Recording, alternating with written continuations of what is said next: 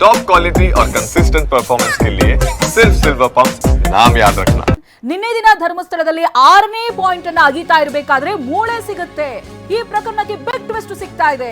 ಟಿವಿ9 ನಲ್ಲಿ ಅಸ್ಥಿ ಪಂಜರ ರಹಸ್ಯದ ಎಕ್ಸ್ಕ್ಲೂಸಿವ್ ಸುದ್ದಿ ಇದು. ನಿನ್ನೆ ಸಿಕ್ಕಿದ್ದು ಕೇವಲ 12 ಮೂಳೆಗಳು ಮಾತ್ರ ಅಲ್ಲ.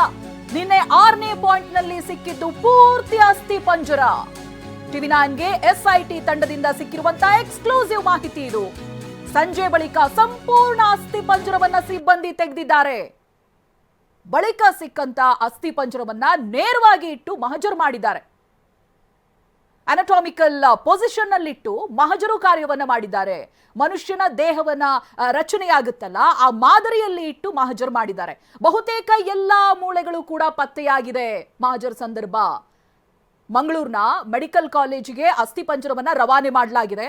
1-2 ಮೂಳೆಗಳಾಗ್ಲಿ 10 ಆಗ್ಲಿ 12 ಆಗ್ಲಿ ಅಲ್ಲ, ಸಂಪೂರ್ಣವಾಗಿ ಸಿಕ್ಕಿದೆ. ಕೇವಲ 12 ಮೂಳೆಗಳಲ್ಲ, 6ನೇ ಪಾಯಿಂಟ್ ನಲ್ಲಿ ಪೂರ್ತಿಯಾದ ಅಸ್ಥಿ ಪಂಜರ ಸಿಕ್ಕಿದೆ. ಟಿವಿ9ಗೆ ಎಸ್ಐಟಿ ತಂಡದಿಂದ ಎಕ್ಸ್ಕ್ಲೂಸಿವ್ ಮಾಹಿತಿ ಇದು. ಸಂಜೆ ಬಳಿಕ ಸಂಪೂರ್ಣ ಅಸ್ಥಿ ಪಂಜರವನ್ನ ಸಿಬ್ಬಂದಿ ತೆಗೆದಿದ್ದಾರೆ.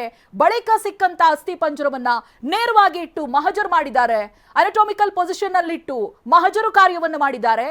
ಮನುಷ್ಯನ ದೇಹ ರಚನೆ ಇರುವಂತ ರೀತಿಯಲ್ಲಿ ಇಟ್ಟು ಮಹಜರು ಮಾಡಿದ್ದಾರೆ. ಬಹುತೇಕ ಎಲ್ಲಾ ಮೂಳೆಗಳು ಕೂಡ ಪತ್ತೆಯಾಗಿದೆ. ಈ ಹಿನ್ನೆಲೆ ಮಹಜರಾಗಿದೆ ನಿನ್ನೆ ದಿನ. ಮಂಗಳೂರಿನ ಮೆಡಿಕಲ್ ಕಾಲೇಜಿಗೆ ಅನಂತರದಲ್ಲಿ ಅಸ್ಥಿ ಪಂಜರವನ್ನ ರವಾನೆ ಮಾಡಲಾಗಿದೆ.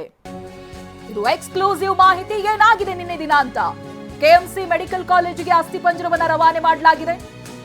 ಉಡುಪಿಯ ಮಣಿಪಾಲದಲ್ಲಿರುವಂತಹ ಕೆಎಂಸಿ ಕಾಲೇಜ್ ಇದು. ಉಡುಪಿಯ ಮಣಿಪಾಲ ಆಗುತ್ತೆ. ಕಾಲೇಜ್ನಲ್ಲೇ ಫೋರೆನ್ಸಿಕ್ ಎಕ್ಸಾಮಿನೇಷನ್ ಸಾಧ್ಯತೆ ಇದೆ. ತಜ್ಞರಿಂದಲೇ ಫೋರೆನ್ಸಿಕ್ ಎಕ್ಸಾಮಿನೇಷನ್ ಸಾಧ್ಯತೆ ಇದೆ. ತೀವ್ರ ಕುತೂಹಲ ಮೂಡಿಸಿದೆ ಮುಂದಿನ ಪ್ರಕ್ರಿಯೆ ಏನು ಅನ್ನೋದು. ನೋಡಿ, ಮೂಳೆಗಳು ಅನ್ನೋದಾಗಿ ಇತ್ತು, ಒಂದು 10-12 ಮೂಳೆಗಳು ಬಿಡಿ ಭಾಗಗಳು ಪತ್ತೆಯಾಗಿದೆ ಅನ್ನೋದಾಗಿ. ಇದು ಹಾಗಲ್ಲ, ಇಡೀ ಅಸ್ಥಿ ಪಂಜರವೇ ಪತ್ತೆಯಾಗಿದೆ. ಆಮೇಲೆ ಮನುಷ್ಯನ ದೇಹದ ರಚನೆ ಯಾವ ರೀತಿಯಾಗಿರುತ್ತೆ ಅದೇ ಮಾದರಿಯಲ್ಲಿ ಆ ಮೂಳೆಗಳನ್ನೆಲ್ಲ ಜೋಡಿಸಿ ಮಹಜರು ಕೂಡ ಮಾಡಲಾಗಿದೆ. ಅನಂತರದಲ್ಲಿ ಮೆಡಿಕಲ್ ಕಾಲೇಜಿಗೆ ಅಸ್ಥಿ ಪಂಜರವನ್ನ ರವಾನೆ ಮಾಡಲಾಗಿದೆ. ಯಾವ ಮೆಡಿಕಲ್ ಕಾಲೇಜ್ ಅಂತ ಹೇಳಿದ್ರೆ ಕೆಎಂಸಿ ಮೆಡಿಕಲ್ ಕಾಲೇಜ್. ಹತ್ತಿರದಲ್ಲೇ ಇರುವಂಥದ್ದು, ಉಡುಪಿಯ ಮಣಿಪಾಲದಲ್ಲಿ. ಬೇರೆ ಡಿಸ್ಟಿಕ್ ಆಗ್ಬೋದು, ಬಟ್ ನಿಯರ್ ಬೈ ಅಂತ ನೋಡಿದಾಗ ಅತಿ ಹತ್ತಿರದ ಮೆಡಿಕಲ್ ಕಾಲೇಜ್ ಅದು. ಕಾಲೇಜ್ನಲ್ಲೇ ಫೋರೆನ್ಸಿಕ್ ಎಕ್ಸಾಮಿನೇಷನ್ ಸಾಧ್ಯತೆ ಇದೆ. ತಜ್ಞರಿಂದಲೇ ಫೋರೆನ್ಸಿಕ್ ಎಕ್ಸಾಮಿನೇಷನ್ ಮಾಡುವಂತ ಸಾಧ್ಯತೆ ಇದೆ. ಇವೆಲ್ಲವೂ ಕೂಡ ತೀವ್ರ ಕುತೂಹಲವನ್ನ ಮೂಡಿಸ್ತಾ ಇದೆ. ಯಾಕಂತ ಹೇಳಿದ್ರೆ 5ನೇ ಪಾಯಿಂಟ್ ವರೆಗೂ ಯಾವುದೇ ಕುರುಹು ಸಿಕ್ಕಿರಲಿಲ್ಲ. ಬಟ್ 6th ಪಾಯಿಂಟ್ ಯಾವ ರೀತಿಯಾಗಿ ಟರ್ನಿಂಗ್ ಪಾಯಿಂಟ್ ಆಗಿದೆ ನೋಡಿ.